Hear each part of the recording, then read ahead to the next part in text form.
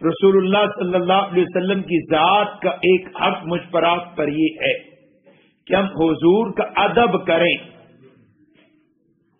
احترام، ادب امت پر واجب ہے۔ توجہ سے سنیے گا، امت پر واجب ہے کہ حضور پاک صلی اللہ علیہ وسلم کا ادب کیا جائے۔ صحابہ صحابیات موجود تھی، انہوں نے حضور کا ادب کیا۔ آواز پست، حضور گفتگو کرتے ہیں تو ساکت خاموش بیٹھ جاتے ہیں، توجہ سے سنتے ہیں کیا فرمایا پاک پیغمبر صلی اللہ علیہ وسلم کی ذات نے۔ ادب و احترام، قاضی ایاز رحمت اللہ علیہ ان نے اپنی کتاب الشفاء میں لکھا، فرمایا کہ صحابہ پر بھی حضور کا ادب و احترام واجب تھا اور بعد کی امت پر بھی ادب و احترام واجب ہے۔ صحابہ نے ادب و احترام کیا، ان پر واجب تھا، بعد کی امت پر بھی واجب ہے۔ پھر سوال اٹھایا بعد کی امت حضور کا ادب و احترام کب کیسے کرے گی؟ حضور تو ان کی مجلس میں موجود نہیں ہوں گے، ان کی آنکھوں کے سامنے نہیں ہوں گے، وہ ادب و احترام کیسے کریں گے؟ فرمایا کہ ہاں ادب واجب ہے اور بعد والے ادب اس طرح کریں گے کہ جس مجلس میں پاک پیغمبر صلی اللہ علیہ وسلم کی بات کی جاری ہوگی، آپ کی حدیث پڑھی جائے، سرکار کی بات کی جائے، امام الانبیاء کی سیرت پر بات کی جائے، آپ کے احوال بیان کیے جائیں، آپ کی ناموس، آپ کی ختم نبوت، آپ کی نبوت، آپ کے کمالات کا تذکرہ کیا جائے، جو مجلس امام الانبیاء کی مجلس ہو، جس میں تذکرہ رسول اللہ صلی اللہ علیہ وسلم کی ذات کا ہو، فرمائے کہ اس ہر مجلس میں پاک پیغمبر صلی اللہ علیہ وسلم کا ادب و احترام واجب ہے۔ کریں گے کیسے؟ فرمایا کہ توجہ کے ساتھ بیٹھیں گے، خاموشی سے ہما تم متوجہ ہو کے سنیں گے، بے ادبی کے ساتھ نہیں بیٹھیں گے، ٹیک لگا کے نہیں بیٹھیں گے، دائیں بائیں نہیں دیکھتے ہوں گے، خاموشی کے ساتھ متوجہ ہو کے حضور کی بات سنیں گے، پاک پیغمبر صلی اللہ علیہ وسلم کی سیرت کی، آپ کی نبوت، آپ کی ختم نبوت، آپ کی ناموس کی باتیں سنیں گے۔ ہمیں چاہیے ہر اس مجلس میں جہاں حضور کا تذکرہ ہو، دو زانو بیٹھنے کی کوشش کریں، نہ بیٹھ سکے تو آپ چار زانو بیٹھ جائیں، جسے چوکڑی کہتے ہیں ہماری پنجابی میں، لیکن ٹانگیں پھیلا کے بیٹھنا، ٹیک لگا کے بیٹھنا، توجہ نہ دینا، یہ بے ادبی ہے، مجلس کی بے ادبی ہے۔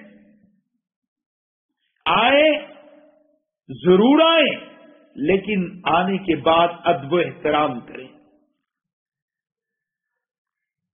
بے ادبی نہ اس مجلس کی۔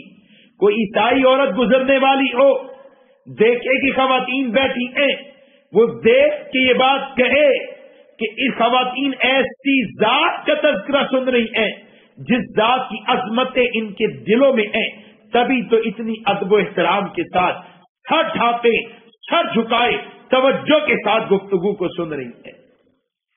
تو حق ہے حضور کا، پاک پیغمبر صلی اللہ علیہ وسلم کا ادب کیا جائے۔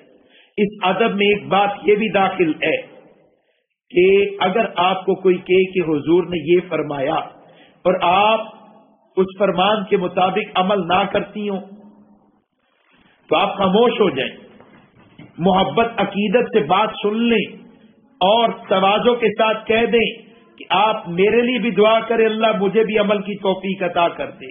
حضور کی بات کے مقابلے میں تعویلیں نہ کریں۔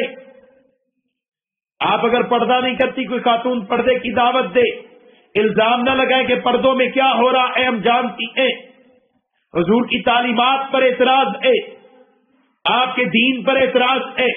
اگر کسی نے دین کا لبادہ اوڑھ کے گناہ کیا، غلط کام کیا تو اس کا اپنا فعل ہے، رسول اللہ کی تعلیمات ناقص نہیں، رسول اللہ کی تعلیمات پہ اعتراض کی گنجائش نہیں۔ جب بھی کوئی بات ملے عمل کرتی ہے یا نہیں کرتی، خاموش ہو جائے، اعتراض نہ کرے، اپنی بد عملی کی تعویل نہ کرے، بلکہ فوراً کہ میرے لیے دعا کرے اللہ مجھے بھی عمل کی توفیق عطا کر دے۔ آج ہماری خواتین کی حالت کتنی پتلی ہو چکی، کوئی عورت کہ جی پردہ کیا کرو، چہرے کو ڈھانپو، برقع پہنو، بایا اڑو، تو وہ کہتی نہیں جن نگاہوں میں شرم حیا ہونی چاہیے۔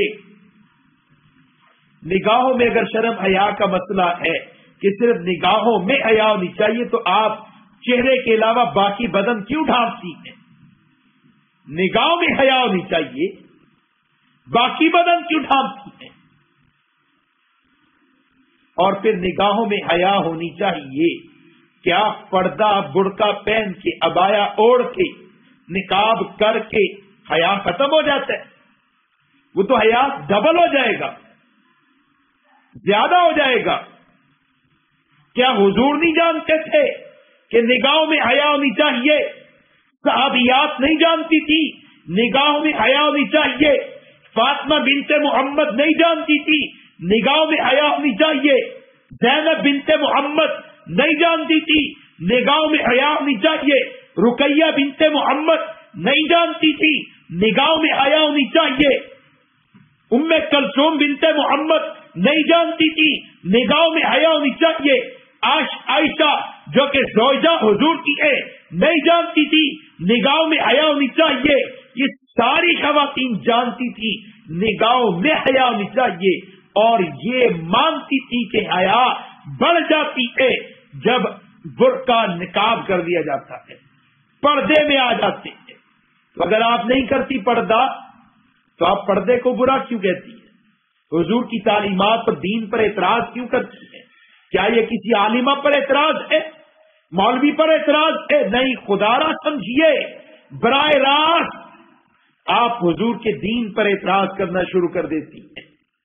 حضور نے جو فرمایا وہ سچ فرمایا ہے، اگر میں کچھ نہیں کر پا رہا تو میرا اپنا بد عمل ہے، میری بد عملی ہے۔ پاک پیغمبر صلی اللہ علیہ وسلم کی تعلیمات کامل ہیں، اسی میں دنیا آخرت کی خیریں ہیں۔ اور ادب و احترام میں یہ بات بھی داخل ہے، کسی نے آپ تک کوئی حدیث پہنچائی اور آپ عالمہ فاضلہ ہیں، آپ دین جانتی ہیں اور آپ نے اس حدیث کا مطالعہ نہیں کیا ہوا، تو آپ فوراً یہ نہ کہیں کہ نہیں جی یہ تو حدیث ہی نہیں ہے، نانا بڑی بات ہے۔ آپ خاموش ہو جائیں، آپ کہ جی میں تحقیق کروں گی، میں علماء سے پوچھوں گی، مفتیوں سے پوچھوں گی، دینداروں سے پوچھوں گی یہ حدیث ہے، تصدیق کر کے پھر اس پر عمل شروع کروں گی، پھر آپ کی بات کی تصدیق کروں گی۔ تو حضور پاک صلی اللہ علیہ وسلم کا ادب و احترام